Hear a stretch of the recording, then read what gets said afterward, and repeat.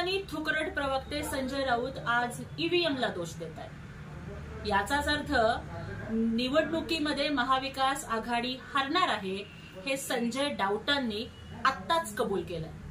खरं तर पंजाब आणि दिल्लीमध्ये आप जिंकली, कर्नाटक आणि तेलंगणामध्ये काँग्रेस, पश्चिम बंगालमध्ये ममता दीदींचा विजय झाला, तेव्हा ह्यांना ईव्हीएम बद्दल काहीच बोलू वाटलं नाही। मग त्यांचाही विजय ही ईव्हीएमची कृपा होती का?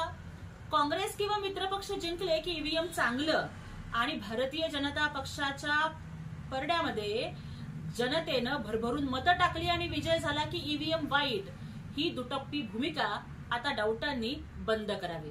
पण खरं तर नेहमी निवडणुका झाल्या आणि पराभव झाल्यानंतर विरोधी पक्ष ईव्हीएमला दोष देत होते। आता निवडणुकीच्या अनेक महिने आधीच संजय राऊतांनी आपल्या विजयावरती डाऊट घेत ईव्हीएमला दोष देणं सुरू केलंय।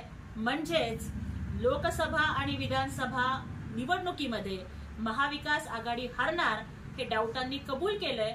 त्यामुळे आता सुज्ञ नागरिकांनी सुद्धा या हरणाऱ्या लोकांना मतदान न करता देशाच्या विकासासाठी झटणाऱ्या आणि जिंकून येणाऱ्या महायुतीला मतदान करा।